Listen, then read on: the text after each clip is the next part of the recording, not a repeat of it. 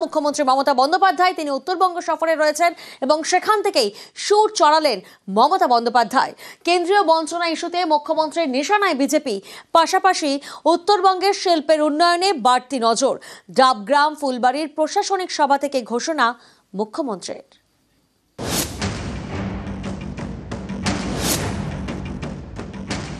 ইলেকশনের আগে আমাদের কোনো একজন নেতা বলেছিলেন বিজেপির যে হাম চায় বাগান বন্ধ जो है সব খুল দেंगे, একটাও খুলতে পারেনি। আলিপুরদুয়ার জেলায় 8টি, জলপাইগুড়ি জেলায় 7টি চা বাগান খোলা হয়েছে। এর আগেও 59টি চা বাগান আমরা খুলেছি। চা শ্রমিকদের মজুরি বাড়িয়ে 250 টাকা হয়েছে। এছাড়াও বিনামূল্যে রেশন, জল, বিদ্যুৎ, চিকিৎসার ব্যবস্থা, চা বাগানের শ্রমিকদের পাট্টা প্রদান করা হচ্ছে।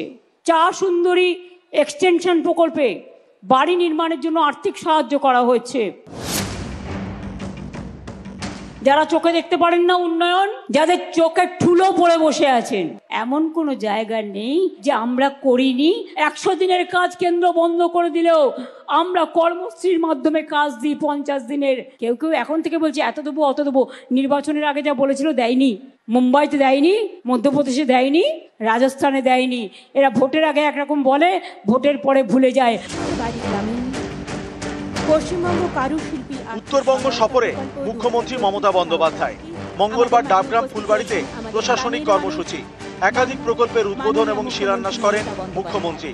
এদিনই বাংলার বাড়ি প্রকল্পের দ্বিতীয় কিস্তির টাকা দেওয়া শুরু করল রাজ্য। সরকারি মঞ্চ থেকে কয়েকজনের হাতে চেক তুলে দেন মুখ্যমন্ত্রী মমতা বন্দ্যোপাধ্যায়।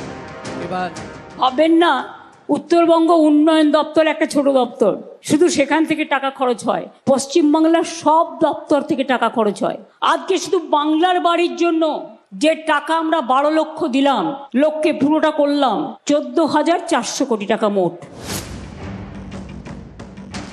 ট্যুরিজমে উন্নয়ন করা হয়েছে। ট্যুরিজমে বাংলার শ্রেষ্ঠ জায়গা। উত্তরবঙ্গকে মনে রাখবেন তার প্রকৃতি, তার পরিবেশ, তার মিষ্টি মনোভাব, তার মিষ্টি ভাষা। কত ভাষা সংমিশ্রণ। ইন্ডাস্ট্রিও অনেক গড়ে উঠেছে। 4টি ইন্ডাস্ট্রিয়াল পার্ক, শিলিগুড়ির ওয়েবেল আইটি পার্কে এআই বেস ডেটা সেন্টার, নতুন ইন্ডাস্ট্রি করবার জন্য জমি সব দেওয়া হচ্ছে। 77 একর জমিতে 5টা উত্তরবঙ্গের ইন্ডাস্ট্রিয়াল প্রাইভেট পার্ক হচ্ছে, যেখানে কয়েক হাজার মানুষ চাকরি পাবেন। কলকাতায় আমাদের ইন্টারন্যাশনাল কনভেনশন সেন্টার আছে, দীঘায় আছে, উত্তরবঙ্গে ছিল না। উত্তরবঙ্গের শিল্পকে এগিয়ে নেওয়ার জন্য উত্তরায়ণের পাশে 10 একর জমি আমরা দিচ্ছি, যাতে এখানেও ইন্টারন্যাশনাল কনভেনশন সেন্টার হয়, শিল্পপতিরা আসেন এবং নতুন নতুন শিল্প গড়েন। যারা দঙ্গা করে তারা দাঙ্গা নিয়ে জন্মায়, তারা মানুষের ভালো চায় না।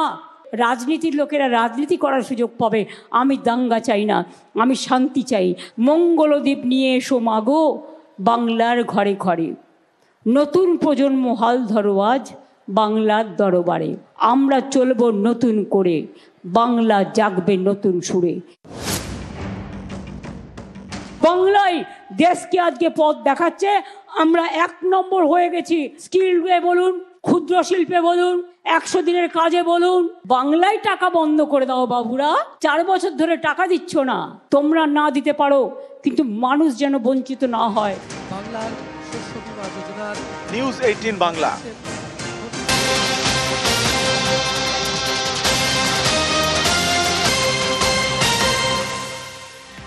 একদিকে উত্তরবঙ্গ থেকে সুর চড়িয়েছেন মুখ্যমন্ত্রী মমতা বন্দ্যোপাধ্যায়, অন্যদিকে আজ উত্তরের জেলা নিয়ে রিভিউ বৈঠক রয়েছে।